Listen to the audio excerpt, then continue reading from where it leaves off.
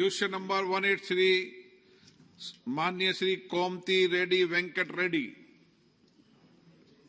माननीय सदस्य note. Shrimati Ranjan Ben Bhatt. माननीय मंत्री जी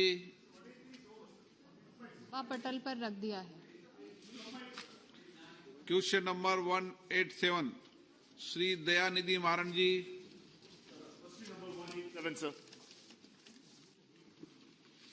माननीय मंत्री सर उत्तर सभा पटल पर रख दिया है। Sir, the Madurai AIIMS is a very prestigious location for us in Tamil Nadu. The Prime Minister himself personally came and laid the foundation stone 2 years back. Now the Minister has said that it's going to be completed in 2026 and they're going to take temporary occupation of government colleges to place the students. So my question is very simple. People, students and parents want to choose AIIMS because of the infrastructure, and AIIMS is much better compared to the other institutions in India. When you don't have your own, AIIMS Delhi, especially in comparison to AIIMS Delhi, that's the image they have. In this situation, you don't have a campus, and it's very, very clear. The first batch of students will never be sitting in your own campus because the 5-year course will get over, and you're completing the building only in 2026. So, isn't it a letdown?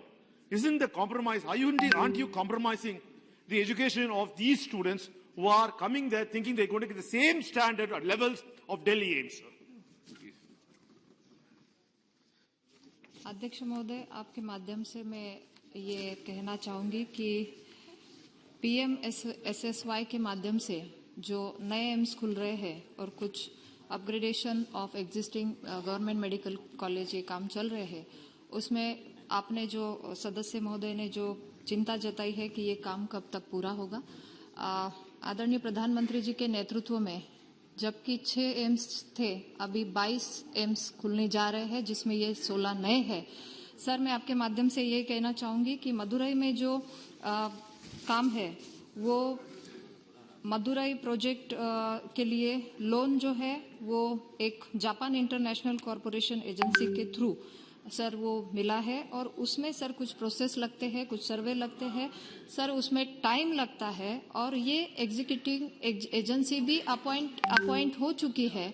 उसके बाद sir उसके completion के लिए जैसा कि हमने कहा हर एक एम्स के लिए सर आप माननीय सदस्य को मेरी आपके माध्यम से ये विनती है कि सर ये प्रोग्रेस में है और सर ये कंसल्टेंट भी उसमें अपॉइंटमेंट हो चुके हैं और उसके बावजूद सर बच्चों के लिए ये जो कॉलेज के लिए आपने चिंता जताई है उसके लिए गवर्नमेंट ने सर स्टेट के लिए ये कहा है कि ये temporary suitable temporary infrastructure for starting the first batch of MBBS के लिए हमने रिक्वेस्ट भी किया है सर मदुरई के लिए हमारी उतनी ही अहमियत है और प्राथमिकता है जिस पे सरकार काम कर रही है। धन्यवाद। Sir, the entire medical institution in India is governed by the Medical Council of India. If an individual like me would like to start a medical college, I should have my own campus, my own building. So as an advocate, you know that. There are so many cases in the Supreme Court where licenses have been cancelled for institution because they don't have their own building. National Council of Medical And National Council of Medical of India has very, very clear said and cancelled those licenses.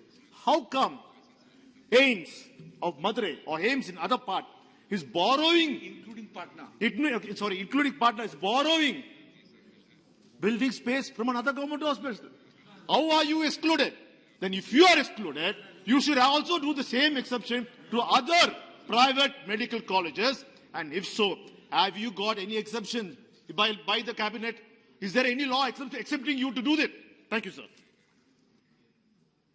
अध्यक्ष महोदय, ये विषय बहुत महत्वपूर्ण है और गुस्से करने का विषय नहीं है।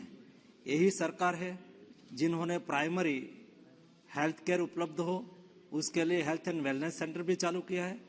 नेशनल हेल्थ मिशन के तहत डिस्ट्रिक्ट हेल्थ इंफ्रास्ट्रक्चर को भी बढ़ाया जा रहा है और देश के नागरिकों को बेस्ट टर्सरी हेल्थ केयर मिले इसके लिए देश में 22 एम्स स्टार्ट करने के लिए प्रावधान किया है और उसकी शुरुआत भी की है। उसमें से सर इंफ्रास्ट्रक्चर तुरंत ही नहीं बन जाता है। डिसीजन हो जाता है, डिसीजन होने के बाद एक प्रोसेस के अनुसार इंफ्रास्ट्रक्चर खड़ा होगा। लेकिन हम माननीय अध्यक्ष महोदय, आपके माध्यम से सदन को बताना चाहता हूं कि हम एजुकेशन क्वालिटी में कोई बार्गेनिंग नहीं करेंगे। हमारे बच्चे यही माइंडसेट के आएंगे, जो एम्स ही है और एम्स का स्टैंडर्ड का ही वहां एजुकेशन दिया जाएगा, चाहे इंफ्रास्ट्रक्चर कब भी तैयार हो। और उसके लिए जो प्रोसीजर हो रही है वो इंफ्रास्ट्रक्चर भी रेडी हो जाएंगे और बच्चों को अच्छा एजुकेशन भी मिलेगा, उसमें कोई चिंता करने की आवश्यकता नहीं है। श्री वीएन बोरल कुट्टा जी।